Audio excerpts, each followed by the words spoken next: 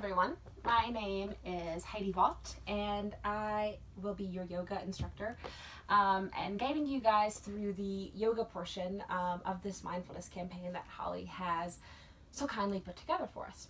I want to start off by just complimenting Holly and saying how much I love that Holly began this series by defining and maybe redefining this idea of what a mindfulness practice looks like.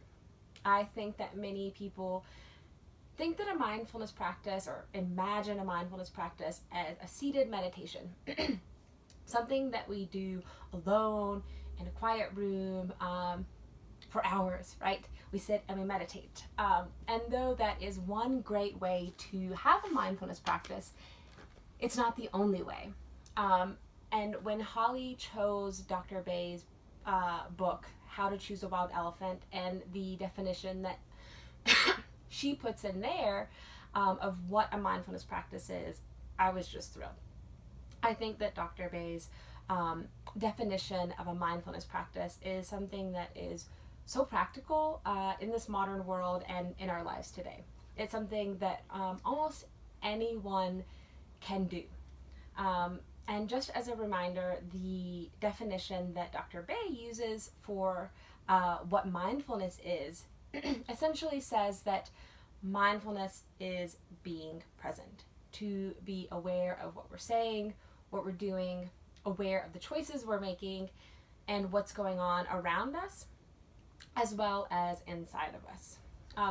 So just keeping in tabs with this theme of redefining healthy lifestyle practices that maybe feel a little bit out of our reach or unfamiliar or just unapproachable, so that they now feel more like something we can do and incorporate in our day-to-day lives in a really easy way, I thought that I would redefine what yoga is. So most people are familiar with this practice of yoga. But when I teach classes, I almost always say, excuse me, that to do yoga is to breathe, and to notice, right? It's as simple as that. Breathing, noticing, and you're probably going to feel things. That's what you're noticing. You don't have to be flexible. You don't have to touch your toes. You don't have to go into some wild pretzel shape, right? You just breathe, notice, and feel. It's that simple. So the set of poses that I have designed for today's practice are all just sort of no frills poses where you can just breathe and feel without a lot of distractions. I'm going to offer a couple of modifications, but if you feel that this practice is still out of your reach for whatever reason, maybe there's an injury or something else going on, please feel free to comment or reach out through a personal message to myself or to Holly. One of the things that Holly and I really see eye to eye on is this idea that healthy lifestyles, whether it's a yoga practice, a mindfulness practice, a skincare routine, or even healthy eating, they should all be really easy and accessible. So if you feel in any way that this practice is not accessible to you, even with the modifications that I've offered and the modifications that maybe you can come up with yourself, please reach out. Don't be shy. Okay. So let's get started. Our first seat is called Sukhasana, and that can be translated to easy seat. So the traditional easy seat looks like this, sort of crisscross applesauce, hands in your lap and your knees, or lap or knees, or maybe sitting beside you. Many people find it more comfortable to elevate your hips, so maybe sitting on a pillow or a block or just whatever you have on hand. Get creative and then elevate those hips. That can be more comfortable. If you're looking at me like, Heidi, I don't sit on the ground anymore, don't worry. You can sit in a chair and do all of these practices. You could also sit at the end of your bed. Really easy. It can happen anywhere, anytime. You could stand up. So all of the practices we're doing, you can sit like I am. You can sit in a chair. You could stand up, right? Make it work for you. So easy seat traditionally means this. And this is what I'm going to be demonstrating today, but really easy seat means a comfortable seat for you today while you're practicing. It won't always look the same. So, with that being said, please find your Sukhasana, your easy seat, and if you're comfortable doing so, go ahead and close your eyes. Take a few breaths. It could feel really natural to just let your breath roll out through your mouth. So in through the nose, out through your mouth, or whatever helps you feel settled and grounded. So let's take 3 breaths, just settling, grounding, connecting.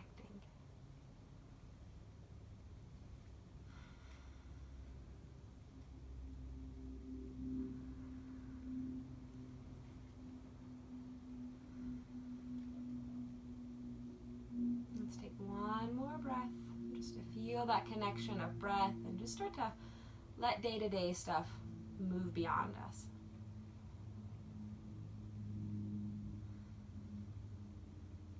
And then if you had your eyes closed, just go ahead and blink them open. And we'll begin the practice, which we've really already began, by just noticing what's the first thing when you see when you open your eyes. No right or wrong answer, no pride, no judgment. And then what is the first thing that you feel, right? Do you feel grounded, settled? That often happens. Sometimes when we're new to a practice especially, we can feel a little bit anxious, like what's going to come next. But whatever arises, just sit with it and be okay with it. So you've already done 1 yoga pose, sitting, breathing, noticing, right? Let's add a little movement here. So here's how the movement goes. When you inhale, you float your arms up just as high as they'll go. Maybe that's right here. Maybe that's up here. Maybe your palms can touch. And then as you exhale, you turn your palms to face away from one another. And then let your full exhale take the hands back to the ground. So that's it. Inhale, float the arms up. How does it feel to stretch out through the arms, through the fingers, to breathe in? And then exhale, how does it feel to let the arms rest down, to ground back through your seat possibly? Let's try that with our eyes closed. Inhale, arms float up. How does your breath flow in? Through your nose, through your mouth. Where does your breath go once it's inside?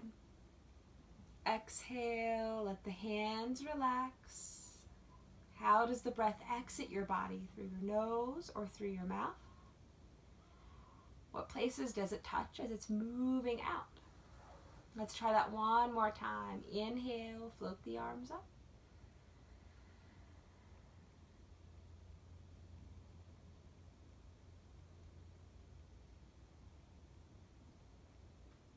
And then let them go. This time when your hands touch the ground, your sides or your lap, just stay here. Take a few breaths and notice how your body responded to that movement. When you're ready, you can blink the eyes open and again observe what's the first thing that catches your eye. It doesn't have to be anything profound. It could be the same thing every time. But it's just this idea of noticing what we're seeing, what we're doing, how we're feeling. And by the way, we're just sort of streamlining through these practices. Feel free to hit pause and take a few extra breaths in each pose or each movement that we do, right? So take more time settling into your natural breath if you feel like it, more time lifting and lowering the arms, or anything else that we do. All right, so let's move on to the next posture. So the next posture is a twist. So really simple. When you inhale, you float the arms up just as high as they have been going. And then as you exhale, twist to one side, let's say the left side. Let your hands fall down. Inhale, take the arms back up. And then exhale, switch sides. So your hands may touch the ground, they don't have to. When you bring your palms up, you'll come back to center. Maybe they'll touch, maybe they won't. And you take that twist. Maybe it's something just like this. Maybe you can go a little deeper, even shifting your gaze. But don't force anything. Just notice where you are and be okay with being there. Inhale, sweep the arms up. And exhale, switch sides. All right, bring it back to center. And then let's try again with our eyes closed. So exhale, twist towards your left. Just as far as your body wants to go. We're not forcing anything. Bring it back to center as the arms lift as you breathe in. And twist towards the right. How does it feel to breathe in a twist? Is it easier or harder? Inhale, bring it back to center. Let's go one more time to each side. You may notice now, is this practice easier or maybe harder for you than you had expected? Bring it back to center. One last time to the right.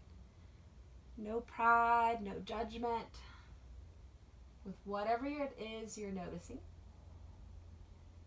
Inhale, take it back to center. Let the hands meet in front of the heart. And then just pause here.